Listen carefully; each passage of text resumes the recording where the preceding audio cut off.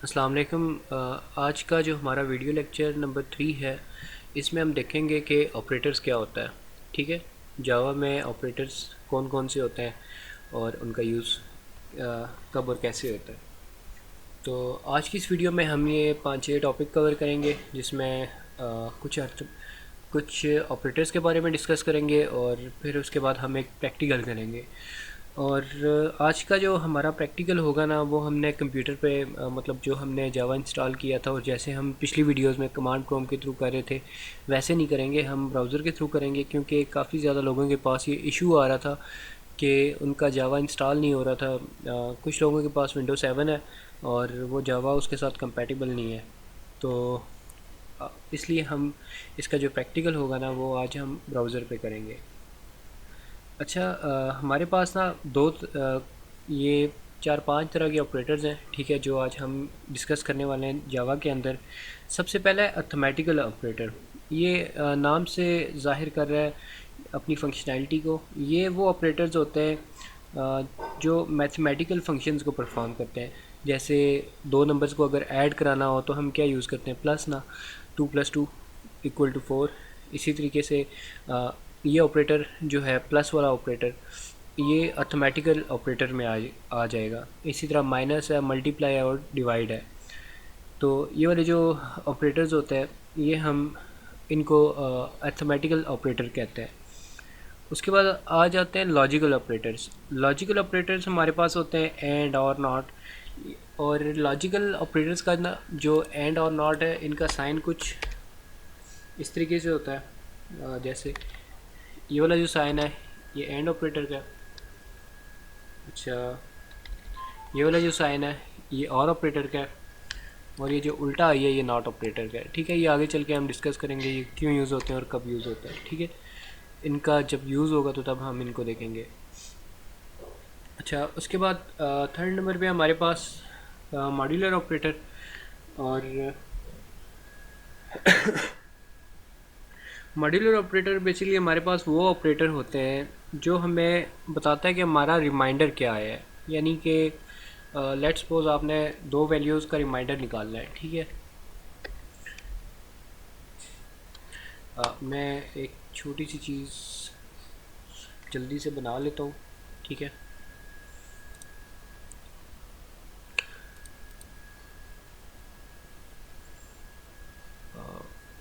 इसको हम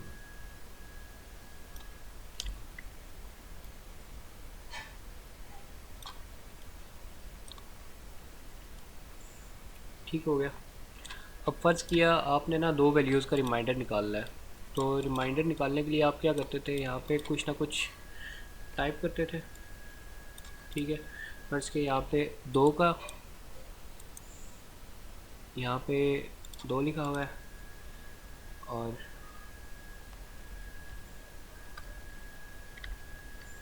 यहाँ पे लिखा है 14। और इसको डिवाइड करके ना जो भी एक नीचे लाइन सी होती थी, ठीक है, इसको थोड़ा बड़ा कर लेता हूँ। और फ़र्ज़ के यहाँ पे हमारे पास 8 है फ़िलहाल। ठीक है, और ये सारा प्लस माइनस मल्टीप्लाई सारा कुछ करने के बाद ना, उसके बाद हमारे पास सबसे लास्ट में एक ऐसे लाइन लगी होती थी और पीछे बचता था हमारे पास या तो ज़ीरो या वन। ठीक है, या तो यहाँ पे ज़ीरो होता था, ठीक है, रिमाइंडर, या तो वन होता था। ठीक है, जो ये वाली चीज़ है ना, ये वाली करता है मॉड्यूलर ऑपरेटर। ठीक है, यानी कि हमें दो वैल्यूज़ के अंदर जो रिमाइंडर होता है वो बता देता है। ठीक है,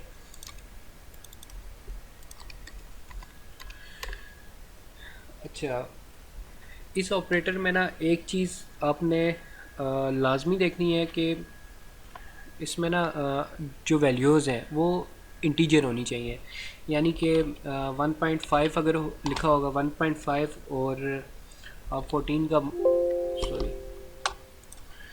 1.5 और आप मॉड्यूलर निकाल रहे हैं 14 का। ठीक है, तो ये इसका जो भी रिज़ल्ट आएगा वो गलत आएगा। उसकी रीज़न ये है कि इसकी मॉड्यूलर ऑपरेटर की एक शर्त है कि दोनों वैल्यूज़ का इंटीजर होना लाजमी है। यानी कि फ्लोटिंग वैल्यू कौन सी होती है, पॉइंट वाली, तो फ्लोटिंग वैल्यू नहीं होनी चाहिए, सिर्फ और सिर्फ इंटीजर वैल्यू होनी चाहिए।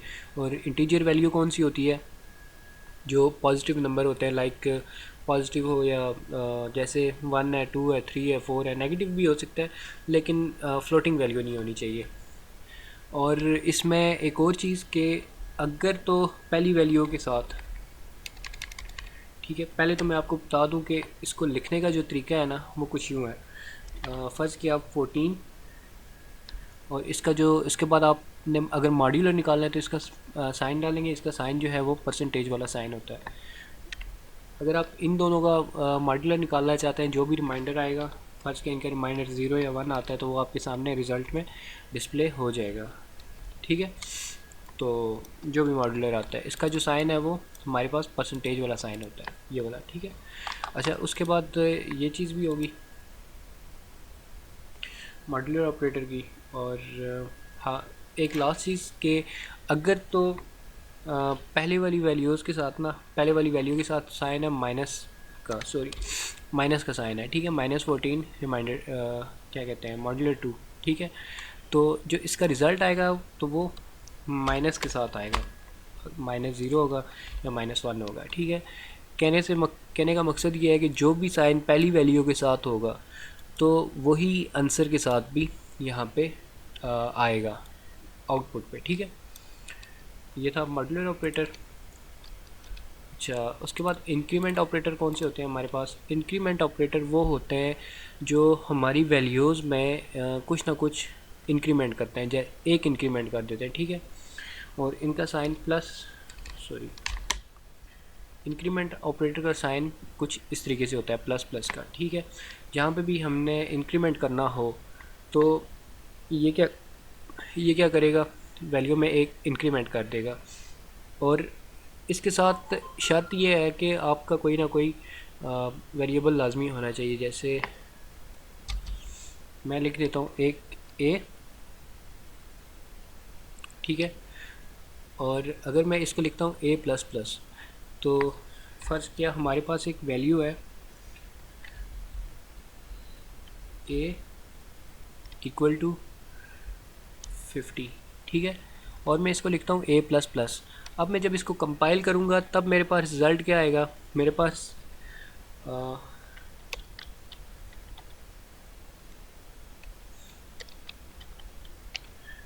जो रिज़ल्ट आएगा ना वो 50 आएगा। लेकिन अगर मैं फिर से इसको दोबारा से कॉल करूँगा, ठीक है, मैं अगर दोबारा से रिज़ल्ट 2 बार प्रिंट करवाऊँगा तो पहली बार हमारे पास रिज़ल्ट आएगा 50, दूसरी बार आएगा 51। इस ऑपरेटर का मकसद ये होता है कि पहले जो भी हमारी वैल्यू है, ठीक है, उसमें हम क्या करेंगे, एक इंक्रीमेंट करेंगे। लेकिन हम उसको ये बता रहे हैं कि इंक्रीमेंट कब करो, पहले एक बार कंपाइल करो उसके बाद इंक्रीमेंट करो। ठीक है, अगर आप चाहते हैं कि मैं एक ही बार रिज़ल्ट प्रिंट करवाऊँ, और जब भी मैं रिज़ल्ट प्रिंट करवाऊँ तो मेरा रिज़ल्ट 51 आना चाहिए, तो उसके लिए आप क्या करेंगे, इसको प्लस प्लस ए कर देंगे। ठीक है, यानी कि पहले एक इंक्रीमेंट करो, फिर उसके अंदर ए के अंदर उसको स्टोर करवा दो। अगर पहले लिखेंगे तो हम उसको कहते हैं कि ए के अंदर जो भी वैल्यू है और उसके अंदर एक इंक्रीमेंट कर दो। जब भी हम उसको प्रिंट आउट करेंगे तो compiler line by line execute होता है, वो ए के अंदर की वैल्यू को देखेगा, वो 50 पड़ी होगी, बैकएंड पे 51 हो चुकी होगी, लेकिन उसको दोबारा से कंपाइल करेगा, यानी कि दोबारा से कॉल करेगा, तब उसके सामने ये चीज़ शो होगी। इसी तरह जो डिक्रीमेंट ऑपरेटर है वो क्या करता है, एक माइनस कर देता है, और डिक्रीमेंट ऑपरेटर का डबल माइनस साइन होता है। और जब प्रोसीजर दोनों का सेम है, और इसमें लेट्स सपोज इस तरीके से लिखा हुआ है, और एक बार हमने इसको बोल दिया है कि पहले तुम माइनस करो और उस ए के अंदर उसको स्टोर करवा दो। अब हम जब भी ए को कॉल करेंगे तो ए के अंदर जो वैल्यू होगी वो होगी 49, ए की वैल्यू ऑटोमेटिकली एक माइनस हो जाएगी। ये होता है इंक्रीमेंट और डिक्रीमेंट ऑपरेटर का काम।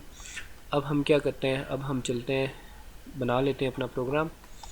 ठीक है, जैसा कि मैंने बताया था कि आज का जो प्रोग्राम हम बनाएंगे वो हम बनाएंगे ऑनलाइन। ठीक है, आपने क्या करना है, अपने क्रोम ब्राउज़र में आके लिखना है। ब्राउज़र आप कोई सा भी यूज़ कर सकते हैं, मैं यहाँ पे क्रोम यूज़ कर रहा हूँ। क्रोम ब्राउज़र में आपने सिंपली आके लिखना है जावा प्रोग्रामिंग ऑनलाइन कंपाइलर। तो जो आपके सामने ये पहली वेबसाइट आ जाएगी, ट्यूटोरियल्स पॉइंट, ठीक है। इस पर आपने चले जाना है।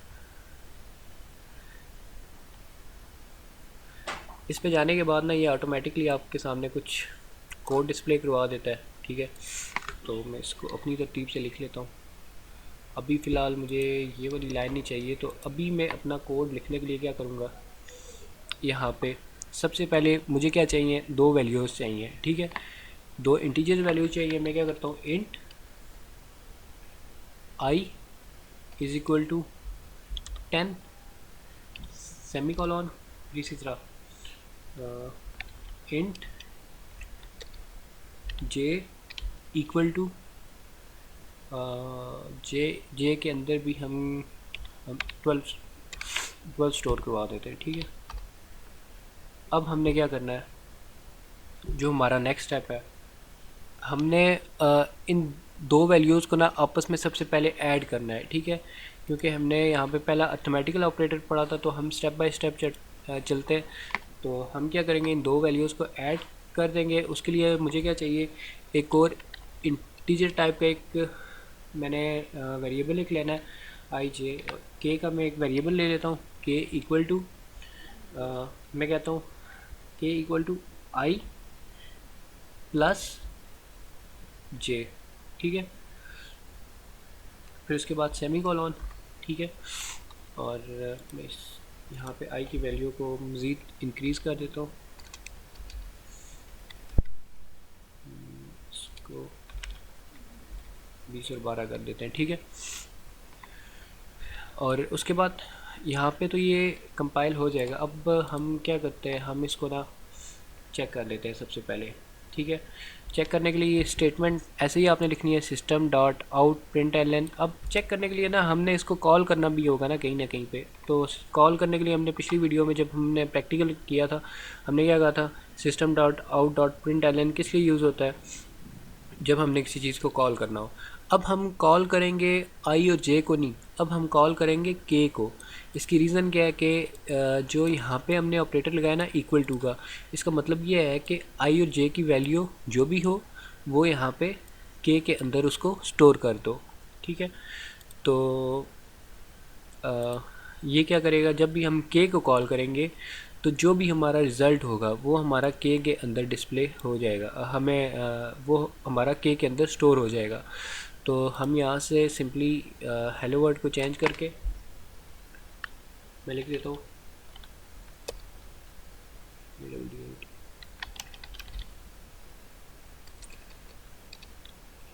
एडिशन इज़, ठीक है। और एडिशन इज़ लिखने के बाद यहाँ पे डबल कोटेशन के बाद हमने क्या करना है, किसको कॉल करना है, प्लस के को, ठीक है। पहले भी हमने कॉल किया था। और इसको एग्जीक्यूट करवाने के लिए ना आपने सिंपली यहाँ पे आपको एग्जीक्यूट का बटन नज़र आ रहा होगा, इस पर क्लिक कर देना है। अगर तो हमारा प्रोग्राम ठीक बना हुआ, हमने इसको ठीक बनाया हुआ, तो यहाँ पे रिज़ल्ट हमारे सामने जो भी होगा वो डिस्प्ले कर देगा। अगर प्रोग्राम में कोई भी एरर होता है, ठीक है, कोई सा भी एरर होता है, तो यहाँ पे जैसे वहाँ पे पिछली बार हम जब कंपाइल कर रहे थे तो एरर इसने शो करवा दिया था, तो अभी भी ये एरर शो करवा देगा। ये मेरा इंटरनेट स्लो है इसलिए कि मैंने यहाँ पे इसको चलाया हुआ है साथ, ठीक है।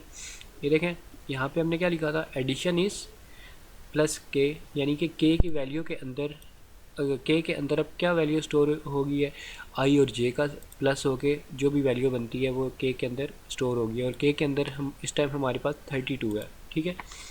अब हमने क्या करना है, दोबारा से एक इंटीजर ले लेना है, इंट, जस्ट अ सेकेंड,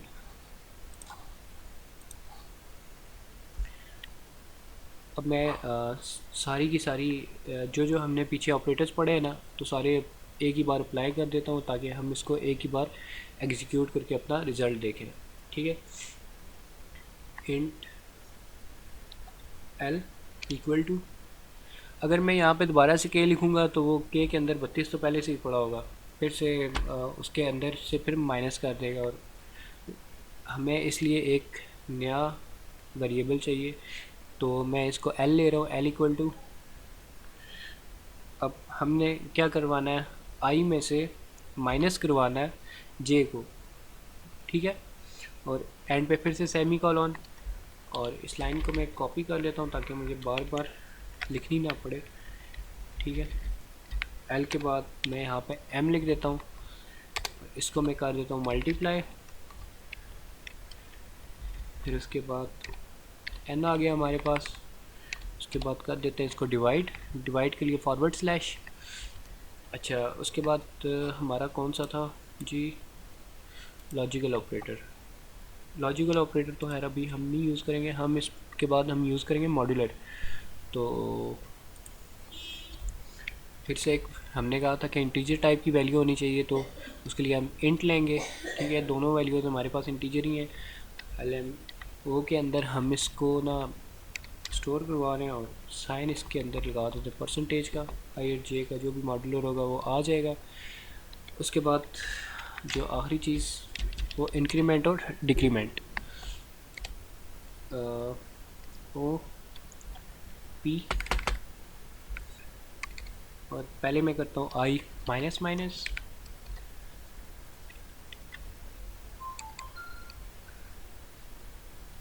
फिर उसके बाद आई बल्कि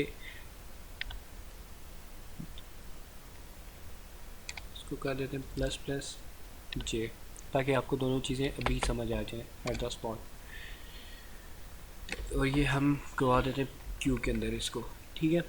अभी हमने तकरीबन इंक्रीमेंट भी कर लिया है, डिक्रीमेंट भी कर लिया है, अर्थमेटिक भी कर लिया। लॉजिकल ऑपरेटर आगे हम प्रोग्राम में जब लूप्स लगाएंगे तब हम इनको देखेंगे, नहीं तो आगे किसी प्रोग्राम में हम साथ जब यूज़ करेंगे तो इसको साथ साथ हमें पता चल जाएगा कि लॉजिकल ऑपरेटर क्यों यूज़ होता है, ठीक है। अच्छा, अब हमने क्या करना है, हमने अपना प्रोग्राम तो लिख दिया, यहाँ तक हमारा प्रोग्राम हो गया कंप्लीट, ठीक हो गया। अब हमने इन सब की आउटपुट को कॉल करवाना है, ठीक है। मैं उसके लिए दोबारा से ये वाली लाइन कॉपी कर लेता हूँ, ठीक। कॉपी करने के बाद इसको एज इट इज़ पेस्ट,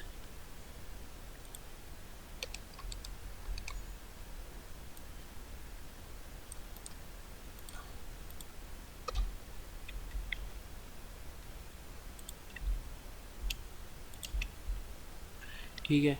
और पेस्ट करने के बाद यहाँ पे हमने के बाद हमारा एल है, यहाँ पे हम इसको कहते हैं हमारी सब, यूर सब इज़, सब हमारा किसके अंदर है, एल के अंदर, तो हम इसको यहाँ पे एल टाइप कर देते हैं। उसके बाद हमारा यहाँ पे एम है, और यहाँ पे हमारा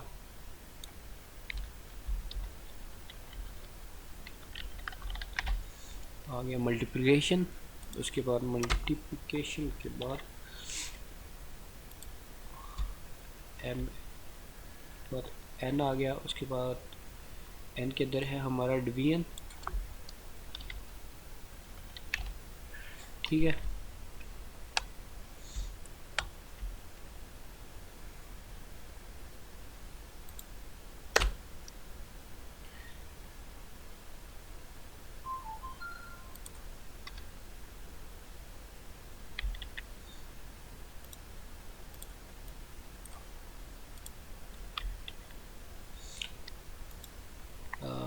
एन के बाद आ गया हमारा ओ में हमारी क्या है जी, हमारा मॉड्यूलर है।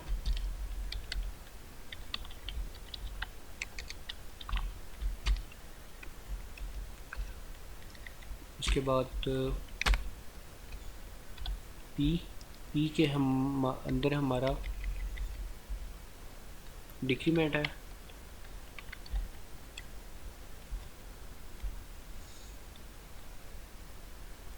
और क्यू के अंदर हमारा इंक्रीमेंट है। सॉरी,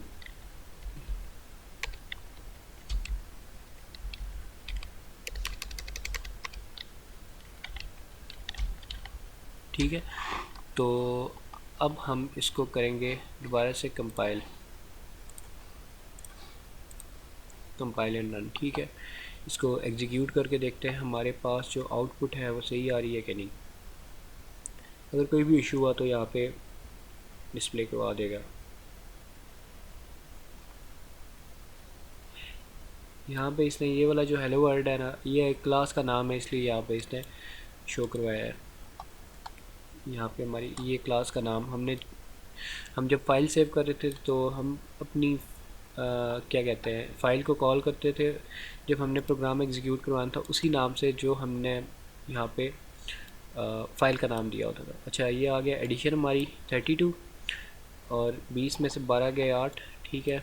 मल्टीप्लाई करो तो ये, अगर डिवाइड करो इसको तो 1 आता है, अगर इस इन दोनों का मॉड्यूलर लो तो 8 आता है, डिक्रीमेंट करो तो 20 और इंक्रीमेंट करो तो 13, ठीक है। अच्छा, यहाँ पे एक चीज़ आप देखो, डिक्रीमेंट में हमने आई की वैल्यू को प्रिंट करवाया था, ठीक है। कहाँ गया डिक्रीमेंट, ये रहा, ठीक है। आई प्लस प्लस लिखा था, पीछे हमने क्या जिक्र किया था कि जब भी हम इसको कॉल करेंगे तो इसके अंदर जो भी वैल्यू होगी तो वो प्रिंट करवा देगा, ठीक है। तो हम इसको आई, ये किसके अंदर स्टोर हुआ है, पी के अंदर, ठीक है। हम पी को यहाँ पे दोबारा से कॉल करवाएंगे।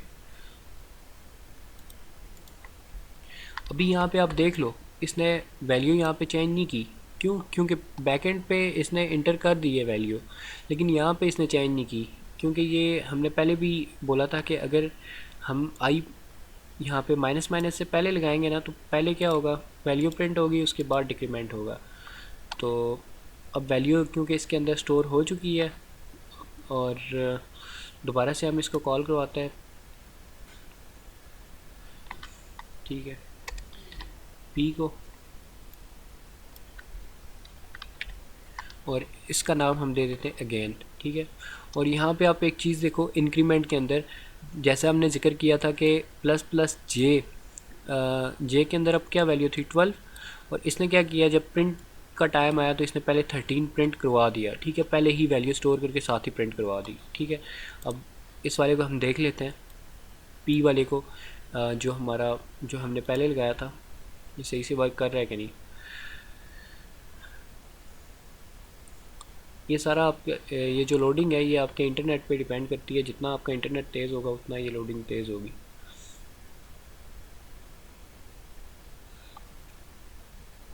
अगेन इस सही नहीं दे रहा,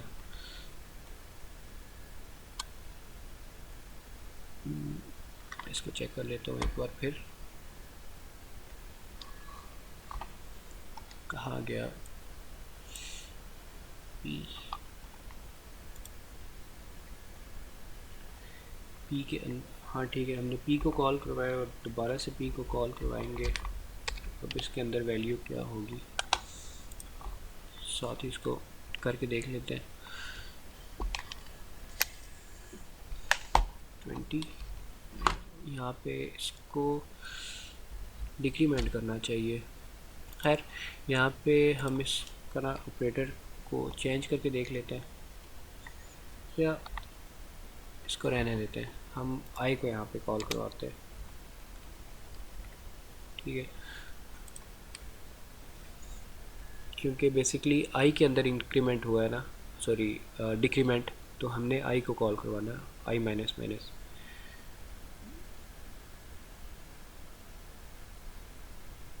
हाँ, यहाँ पे अगर आप देखो, हमने जब आई को कॉल करवाया है तो पहले वैल्यू हमारे पास क्या आ रही थी, ठीक है, हमारे पास वैल्यू आ रही थी 20, ठीक है। हमने यहाँ पे क्या बोला था कि पी के अंदर, सॉरी आई के अंदर क्या वैल्यू थी, हमने इसको एक बार पहले प्रिंट आउट करवा दिया डिक्रीमेंट की, ये वाली, इसने यहाँ पे डिक्रीमेंट करवा दिया, ठीक है। डिक्रीमेंट करवाने के बाद दोबारा से जब हमने आई को कॉल किया तो आई के अंदर क्या वैल्यू आ गई, 19, ठीक है। तो 19 इसने यहाँ पे आउटपुट पे डिस्प्ले करवा दिया। अभी हमारा प्रोग्राम ठीक काम कर रहा है। तो अगर इस वीडियो से रिलेटेड कोई भी क्वेश्चन हो आपका, या कहीं पे भी कोई भी कन्फ्यूजन होती है, तो आप मुझसे व्हाट्सएप पे पूछ सकते हैं और फेसबुक पे पूछ सकते हैं, नीचे कमेंट्स बॉक्स में पूछ सकते हैं। अगर कोई भी कन्फ्यूजन है तो काइंडली पूछ सकते हैं। और इस वीडियो में कोई भी चीज़ समझ नहीं आई तो अगेन मैं रिपीट कर रहा हूँ कि आप पूछ सकते हैं। वीडियो अच्छी लगे तो इस वीडियो को लाइक ज़रूर कीजिएगा। मिलते हैं नेक्स्ट वीडियो में, तब तक के लिए मुझे इजाज़त दीजिए। अल्लाह हाफिज़।